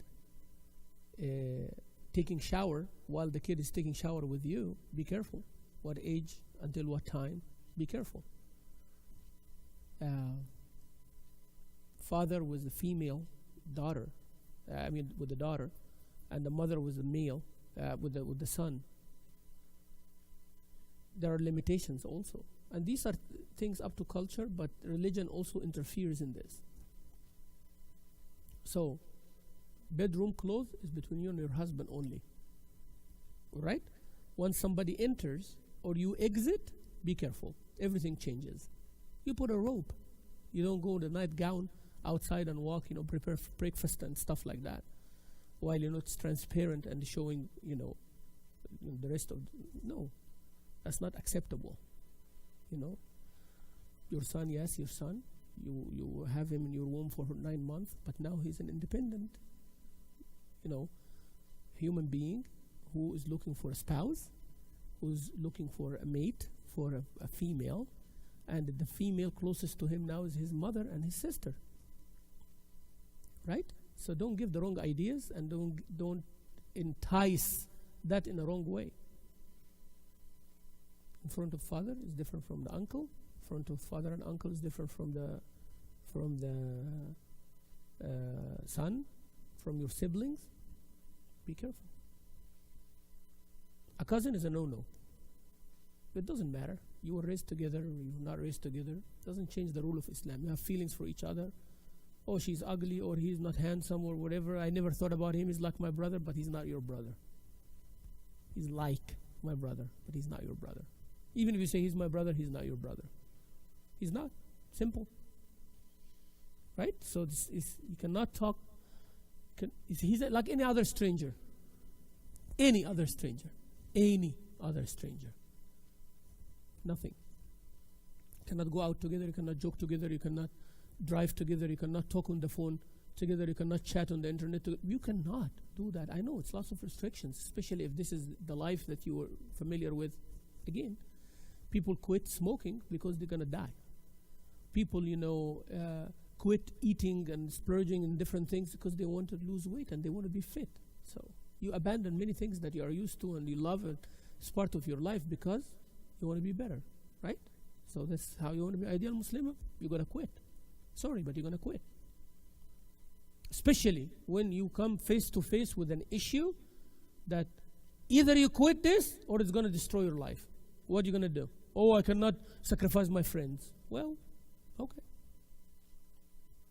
Some people say that, right? Well, as I told you when I was a child. But sometimes adults do the same thing. And they challenge their parents. Well, you know what? Dad, Mom, you like it, you don't like it, I'm going to move out. But I cannot quit my friends. Sorry. What kind of friends are the ones who distance you from your father and mother? Actually, they're not your friends, come on. Unless your father and mother are pure evil, this is another thing, Even if your father and mother are not Muslims, but they are telling you don't hang around with these people, you have to balance things. Try to convince them. If they are good friends, convince them with that, but you cannot lose your parents. You cannot lose your parents. Even if you pretend that you are not with those friends anymore, for the sake of your parents to be comfortable, do it. You see? So it's very important. The Muslim women are, all of this with a review for everything, right? The Muslim woman in her community, society. As I said, this is the fruit. But everything starts from home. As I was giving the khutbah, you have to do some project with your son, with your daughter. If you don't have a son or a daughter, you have to do with the children of the community. Someone told me after the khutbah, he said, Sheikh, you were saying son, son, son. What about daughters? What about somebody who doesn't have children? I told him, you're right. See the feedback? I could have been offended, right? I'm the sheikh in the khutbah, this and that. Come on, man. Why I have to pick up always the wrong, all the defects, the things I did not say? Did you focus on what I said? I can do all of this. I'm just giving you a practical example, right? So someone comes and says, oh, you did not listen to anything except what I did not say. You are picking up. But he's right. For God's sake, he's right. He is right. I did not say that. It would have been much, much better if I said with your child or with a youngster or with your grandchild. There are lots of varieties. Okay? So, told him you're right.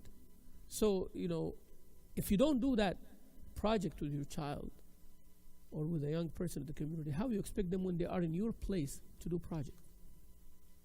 How? We have to train them now. We have to coach our children now. 20 years from now, some of them will be the director of this masjid. Some of them will be a doctor, an engineer, someone serving the community. If they don't see someone that they have a role model, they would not get it. They will not get it. How did I learn? How did you learn? When you have an older woman, say, Assalamu alaikum, auntie, how are you doing? And you go down.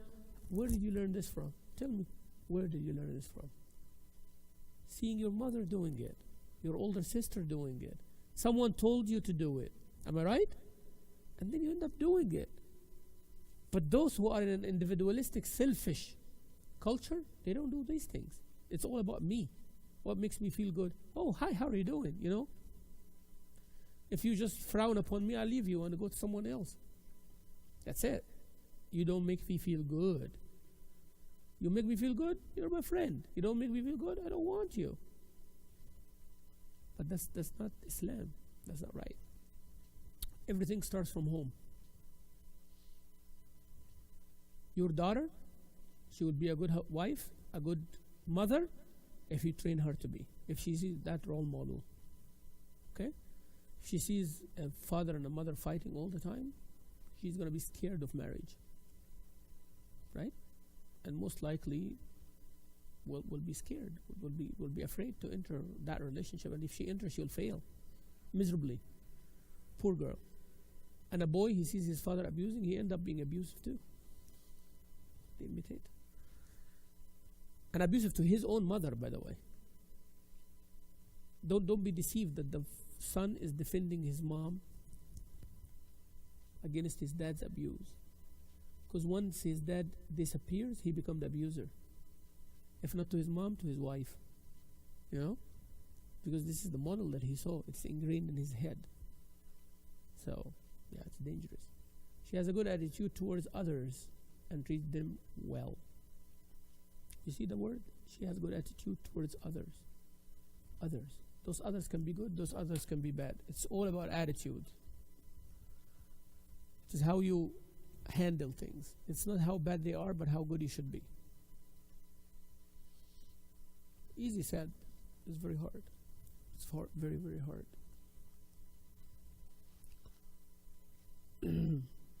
Anas radiallahu anhu saw more than anyone else of the Prophet's good attitude and witnessed such good attitude that no one could imagine it existed in any human being. He told us of one aspect only of the Prophet's attitude, sallallahu alaihi wasallam. He said, I stayed with the Messenger of Allah sallallahu alaihi wasallam for 10 years, and he never said to me, "Uff." You know the word "uff"? Uff, why you did this? Never. The smallest word for contempt. If I did anything, he never said, "Why did you do that?" And if I did not do something, he never said, "Why didn't you do such and such?" Prophet sallallahu alaihi wasallam, whenever he was presented with food, if he likes it, he eats it. If he doesn't like it, he doesn't eat it. Now, sometimes we become nosy. Why you are not eating my food? You don't like it? That's why you have to push me to say the truth. Right? Just go find yourself why I didn't eat it. When you put some food and I eat it, now you know what I eat, right? You put another food next day, I don't eat it. Try to find out. Try to find out. You know? But add some spices to it next time. It's trial and error kind of thing, you know. it's like that. But you know, why you don't like my food? Why are okay, you pushing it. Well, yeah. You need to learn how to cook. Oh, it becomes a disaster now, right? A disaster. Yeah. Sometimes truth hurts, you know. So sometimes just leave it as it is. Leave it be. All right. Your husband loves mahshi. Mahshi is like cabbage leaves or grape leaves. Cook mahshi for him, and then introduce some dishes here and there until you find out he does another dish and a third dish. And by 2-3 years of marriage, you know exactly what dishes he like and what dishes he doesn't eat, right? You're a very smart woman. Have a shortcut. Go talk to his mom. Khalas, you've solved everything. Go to his mom and say, "What does your son love? You know, what is the favorite dish?" And you have to be good with her so she can give you the secrets, right? Because she can tell you the dish and you end up doing it wrong also. Yeah? So, you know, be nice with the mom. You are going to get to him with the cooking. Yeah. You will know the secrets that your husband will not tell you. Sometimes he doesn't want to tell you because he doesn't want to hurt you, right? Sometimes he doesn't want to. So talk to his sisters, talk to his mom. Try to know his habits. You know, this is a smart woman who would do that. But if you block the family, then you lose. Then you lose. Don't block the family. Don't look down upon them. Even if they are rough people, try to get to them because they are your key of happiness to your husband's heart, not stomach only, you know. You know the habits. Be good and nice to the mom. Tell her, "Mom, talk to your sisters like they are like your teachers or you're a little bit higher than you." Because the worst thing is when you talk to the sister of your husband from above. From above, you know. Sister will not respect you and the husband will feel it. The husband will feel how you're treating his sisters. Will feel it good. I'm just telling you. Because he sees his sisters all the time. This is someone he grew up with. Right? And if they are younger, he's like a dad to them. And what hurts them hurts him badly. It doesn't matter how much he loves you, there is something in his heart. You are not good to his siblings. Good to his sisters. It's not as hard as your siblings. You know what I mean? Because you already left your parents' house, you are with another man. You're already, you know, out there. You left all your support system for this man. So it doesn't matter much how good he is with your family. It does. It's important, right? But I'm saying it doesn't affect you much. Mostly, the family of the woman just want her to be happy, right? Right? But you are now belonging to another family. You are part of that family. Your children carrying the name of this man, right? So, he feels it. He feels it. That's why you'll find 2-3 brothers. They are married to 3 women. One of them is so close, and one of them is in the middle, and one of them is so away. Right? I want you to watch the dynamics when they meet all together in a dinner or something. I want you to watch the dynamics. When the people start arriving, who goes to who first? You know what I'm talking about, right?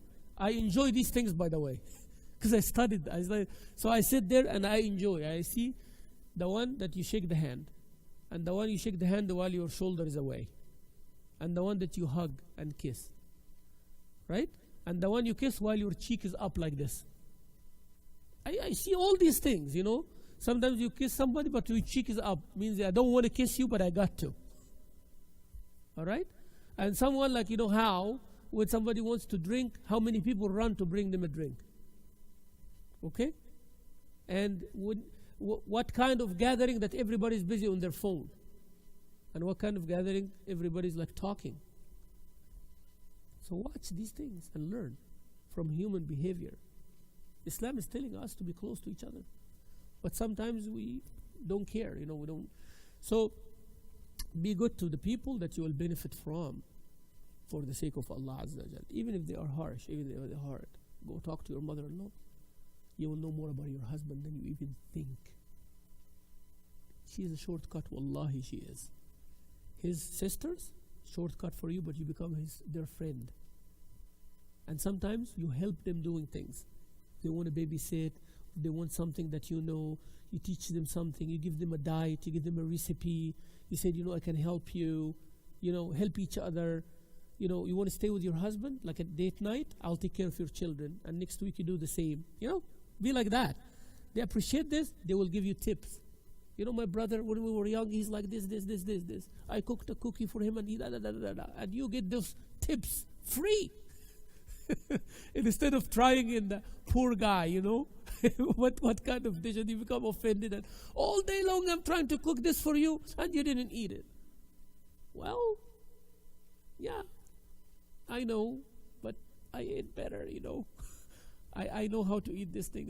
It doesn't taste like that. So, you know, I'm just giving you an example. So it's very, very important how you deal with family members, and you're good toward them and treat them well. Treat people around you well.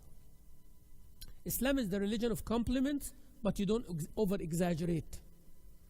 Don't be miser, like everybody criticizes, but you never compliment. No, you compliment every now and then. Also, you don't exaggerate in compliments. And here in America, it is the only country, I visited many countries, but it's the only country people exaggerate in compliments. Every single baby is the cutest baby in the world. I don't know how does that work, you know. Every time every baby, oh man, the cutest baby I've ever seen. You liar. I just want to say that, you know, you liar. Because you said that a couple hours, especially if you are a cashier in Walmart. Come on now, you know. Every single baby is like, you know, oh, the cutest baby I've ever seen. And then you're just putting things in the basket, you know. And the next guy has a baby. Oh, baby, like same thing. So which one is the cutest baby in the world, you know? Yeah, so it's like that. Oh, you're so good, you know. There's difference between encouragement and compliment and over-exaggerating in things. Then the compliments will have no value. You know what I mean? And then we become addicted to compliments. If we go in a place and we are not complimented, we feel down. No good. That's no good. Yeah. So if a day passes without the husband tell his wife, I love you, honey, she's miserable. Oh, today you did not tell me I love you like every day. Well, I always love you. So why have to state it? Why have to sign in and out every day? Why have to punch in the card? You know, come on, for God's sake, give me a break. You know? And then, you know, now I'm going to say it and I don't mean it. I'm sorry, but that's how men do it, you know? Once you beg for it, it's not good for the next 15 days. Trust me, it's not good for the next 15 days. Oh, you did not bring me flowers. Okay, next day he brings flowers. No good. I'm serious. No good. You know how you want him to bring you flowers? You go buy flowers. Yeah. Go buy flowers and say, beautiful, isn't it? Those flowers I brought for you, babe. You tell your husband, right? I said, I'm the one who's supposed to be doing this. Really? And then he will bring you flowers. Be smart, sisters. You're like, just do it different. Do it different. When you demand it, it will never come from the heart. because you made the man feel guilty and sorry already. We process like that, not like you. Sister said, how come, you did not come and visit me? Oh, I am sorry, honey. And she comes and visit you, and you both good friends, right? That's how it works with the female community. With the male community, you tell me about something I did not do, I'm guilty now, I'm wrong, right? I have to fix it. So whatever I do is fixing the problem. You get it? Sisters, you got it? Whatever we do is fixing the problem that you showed me. Wallahi, I swear to Allah. Any man telling you otherwise, he's just being nice. But it's not from the heart. I'm sorry, but that's the way it is.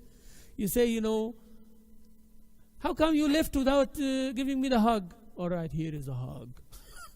Okay, that hug doesn't mean anything. Oh, today you didn't. Okay, here I go. You just want to fix the problem. He doesn't want you to complain. End of story. But he's not doing anything. Mean it. If he means it, he would have done it. And not doing it, it doesn't mean he doesn't care. Wallahi, it doesn't mean that. There is plenty of things goes in his head, and that's what happens, right? So instead of you asking him why you did not give me a hug, go behind him and give him a hug instead of complaining. You get it? So if the husband gives, and I'm sorry I'm saying that, but there's nothing wrong in it. Rasulullah used to do it, sallallahu alayhi wa sallam, kiss his wife before he leaves. It's in the hadith, right? So we are saying it from a knowledge perspective here. If your husband has the habit of doing that, and then a day or two passes without doing, it doesn't mean that he's ignoring you or you did something wrong. Not necessarily, right? So you go initiate it. You go initiate it.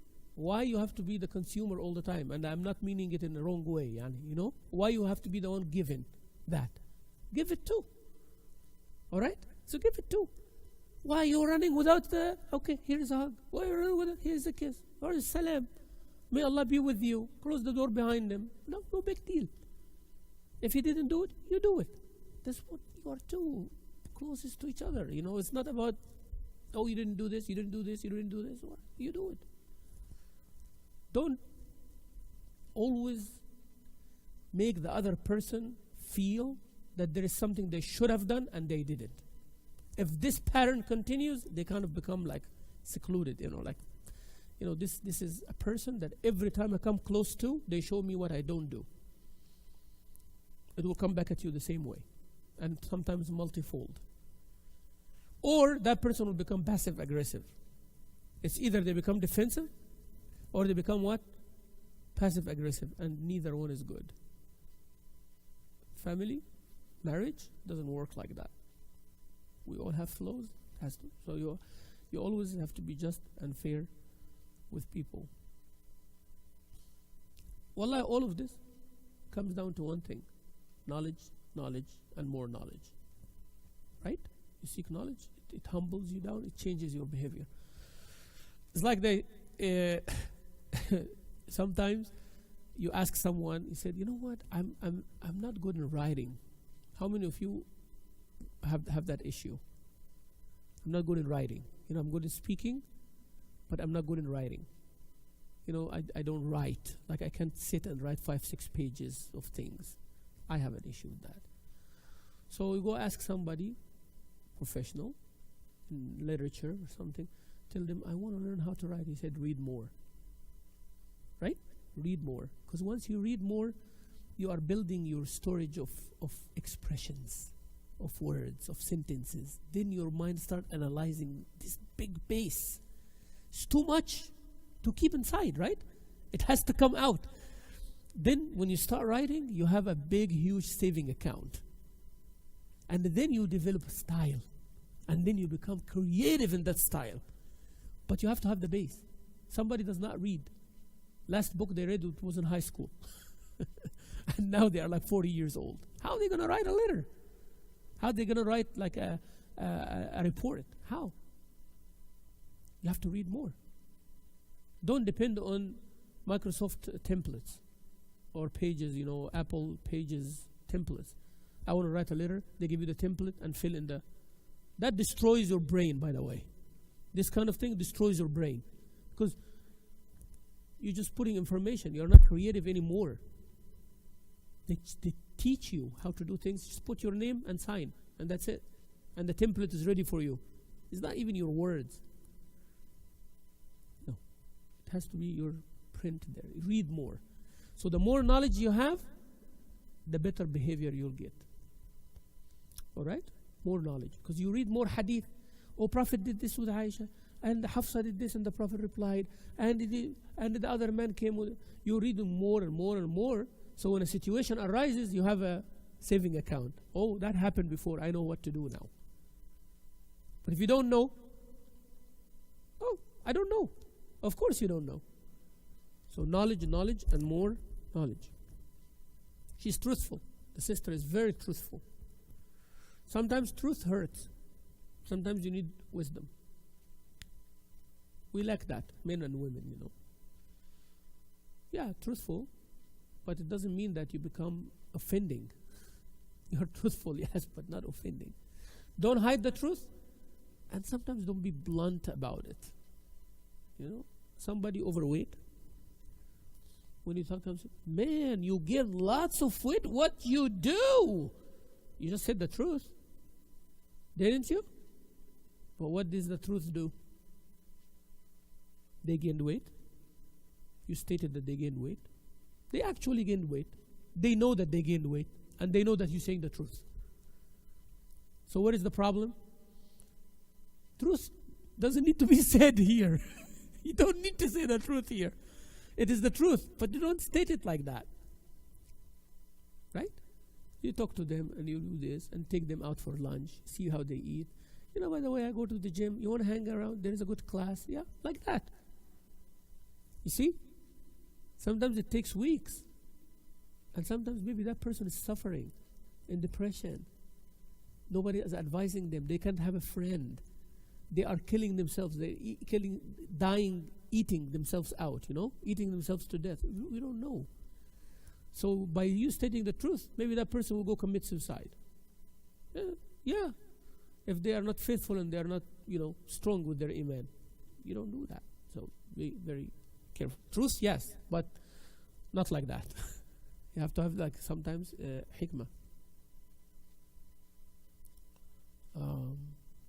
She avoids giving false statements, even as a joke. Huh?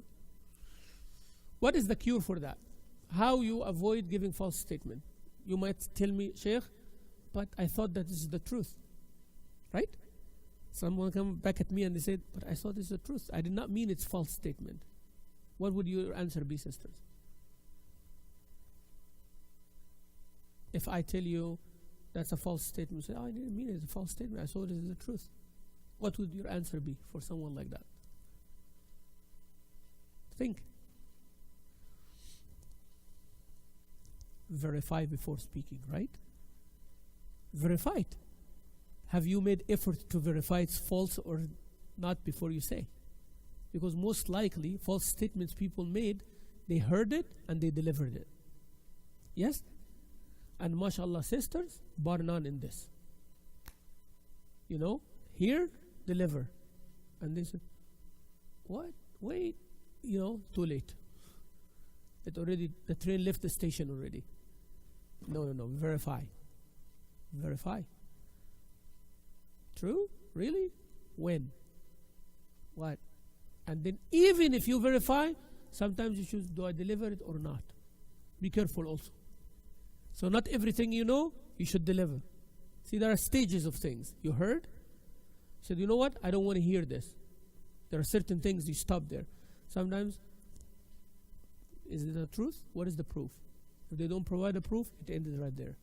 They provide the proof, and it's the truth. Then do I deliver it or not? Delivering it would benefit or will harm? If it will harm, stops right there. If it benefit, how should I say it? To whom I should say it? Lots of restrictions. That's why Allah says in the Quran, إِذْ تَلَقَّوْنَهُ بِأَلْسِنَتِكُمْ. Yani when the fitna about Sayyidah Aisha happened, people started delivering it without what? Verifying, right? Allah said, when you received it with your tongues, do you receive it with your tongue or you receive it with your ear? You receive it with your ear, right? You hear with your ear, then you do what? Speak. In the middle should be what? Thinking, right? But because it was so quick, Allah said, it's as if you received it by your tongue. Yani it did not even stay in your ears. Like, oh, Aisha did really? Okay, and go deliver the thing. Without even verifying or thinking or who is she or what happened or nothing like that. It is like a person received it and it's on the tongue right away. It's like, somebody whispering, and then your other friend said, I'm going, no, wait. I'm going to tell you what she's saying in a minute. It's just like that, And you hear from here, say, no, don't go. Yeah, done. Like that. And then you said, what did I just do? It's kind of like, what? This exercise that they do, I want you to do that sometime. 10, 15 people in the room. And then I come with a flashcard and I write a statement on it. And I bring the first sister and I tell her, you're going to look at this flashcard only one time. You're going to read that statement. It's a little bit long statement. You're going to read it one time and then I'm going to put it here. Remember it in your head. Don't speak it to the class. Just go to say it to one person only. Whisper it in their ear. Class. Read? Got it? Yep. She goes and say it to the first person. Whisper it in the ear. And then ask the second person to say it to the third person, right? And they keep going like that. At the last one, tell them write it on a flashcard. You will find a completely different statement. That's how rumors spread. They make that exercise when you work in a company with a team. Make sure the message is clear. Did you get it? Let me repeat it again. Details. Straight to the point. Because people will hear what they want to hear. People hear what they want to hear. They want to hear sympathy, they hear sympathy. Even the person who was not trying to sympathize. They want to hear that they will close the deal, they will hear closing the deal. Even the person who said, I will consider. I will consider. Because they are so desperate, they go and say, he's going to buy it. Then the next day said, you know what? No, I found a better deal. But you said yesterday that you're going to buy it. No, I said, I will consider. I will consider. Future tense, consider. So future didn't come. I decided not to consider. I changed my mind. I'm not going to consider today. Today is not the day of consideration, I will consider maybe a year from now when you guys change your behavior. Lots of things.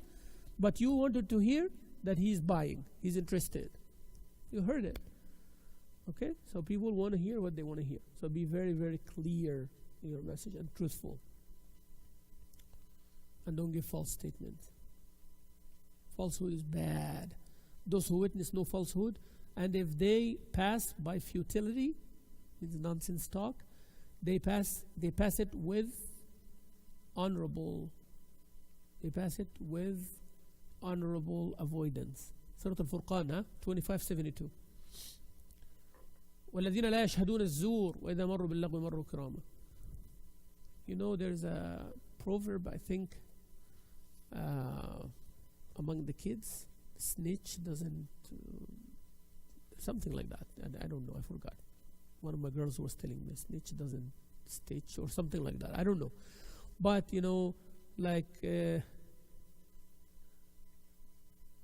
you cannot say the truth about someone, even if it is wrong. It's wrong, and the teacher comes in the class and say, who did it? Nobody says. Right? If you point to someone, you're a snitch. Means you're a bad guy. So fixing the wrong with the wrong, right? So the wrong is done, but we have a code. Nobody should snitch on anybody. Let the teacher find it on their own. That's wrong. That's not an Islamic principle, by the way. A worse step yet is when, because to save your friend, you lie. And that happens a lot too. With the siblings, with the friends, and you hide the mistake. And when somebody faces you, that person, oh no, he didn't do it. Oh, she didn't do it. I was with her, she didn't do it. And you know that she did. That's called shahadat az-zur, false testimony. major sin, hellfire. Be careful. يا أيها الذين آمنوا ويو believe كونوا قوامين بالقسط. Be truthful and just. شهداء لله, witnesses in front of Allah. ولو على أنفسكم, even against yourself. أو الوالدين, or your parents, والأقربين. Yeah. Don't cover up. Don't cover up. If it is wrong, it is wrong, you know. Say it's wrong, but she's my mom. I cannot do this, so I want your help. My wife, I want your help. This is my mom. Yeah, this is a mistake. If you do that mistake, yeah, I'll talk to you in front of her, and I will be harsh on you, and you have to accept it. But if my mom wrongs you, I cannot talk to her in front of you like this. You get it? And some sisters get offended. Said, why? This is not justice. You know? No, it's not about justice here. It's about wisdom and family. If my mom wrongs you, I cannot tell her, Mom, you wronged my wife. You have to apologize to her right now. I can't do that. I cannot do that. Imagine she's your mom. Would you like your mom to keep apologizing to you, bring her down like this? I wouldn't like my father to apologize to me, even if he's wrong. If he even tries to tell him that, no. I apologize to you. When you do wrong, I will apologize to you. You cannot put him I hope you sisters, you're getting what I'm saying here. You cannot put your father or your mother in that status. They are not little children, you know. Yeah, wrong is wrong, but there are limits.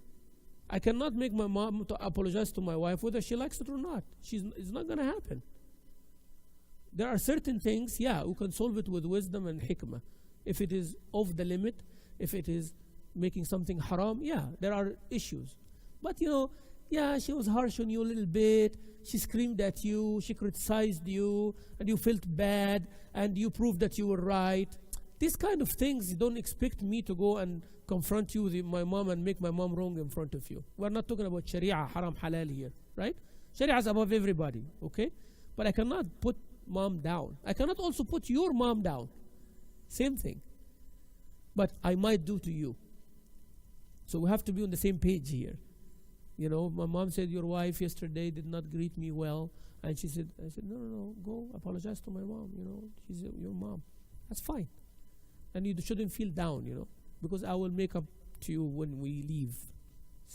Thank you so much for backing me up. Thank you so much for, going down. Thank you so much for taking this for me and being nice to my mom. You know, I should do that too. It's not like I'm intentionally humiliating you in front of my family, because some people do. And many wives, many sisters, they perceive it like that every time. It might happen sometimes, but please, we have to be really just those dynamics.